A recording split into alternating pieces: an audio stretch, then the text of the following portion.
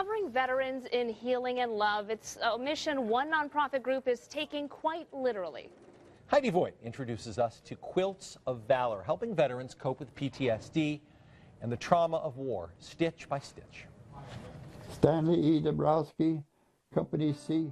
There are many memories in Stanley Dabrowski's New Britain home, memories of war. Company C, 5th Medical Battalion, 28th Marines, 5th Marine Division. Of surviving Iwo Jima. 30 days of brutal, unremitting combat. But there are also tender memories of his late wife of 62 years, Wanda, a prize-winning quilter. She'd be quilting.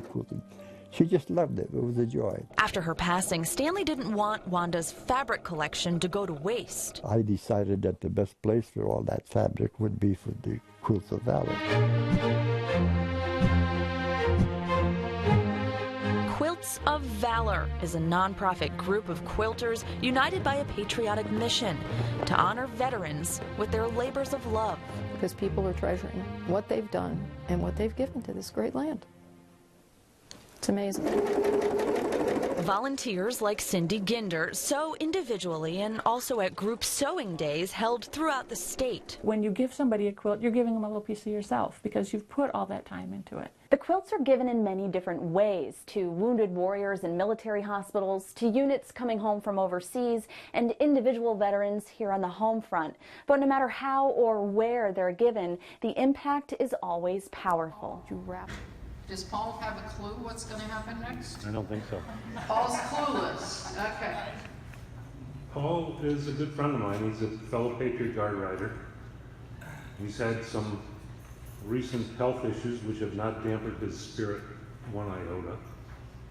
And he's a great friend of our older veterans. And he serves them and anyone in need at the drop of a hat. So I thought I would nominate my friend Paul. Paul York. He is a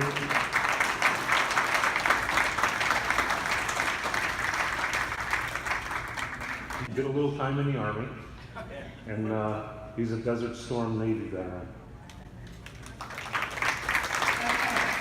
Each of the quilts has a label on it that says it's a quilt of valor. They come with letters that tells you a little bit about what we say. Now, 186,000 quilts. Each quilt's about 10 yards of fabric. So you add another 0 to the end of that, and that's what we've already used. So the fabric industry has said, what would you like to see? So we've had some wonderful, wonderful response. And putting a quilt together, because it looks very much like a sandwich, there is a designer who has put together the pattern, that's the stitching. And once you've got it on, you may be able to read what your quilt says to you. But the stitching in your quilt, Paul, says, your service, our freedom. So, ladies, open that up so everybody can see it. Sorry, Mark. This is called Mary Mosaic, and then flip it over so the back is towards everybody. Paul, come up here. You've already gone to school. You know how this is going to happen. And you're taller, so you may not have to have the skirt lecture. Wrap them up, give them a hug. I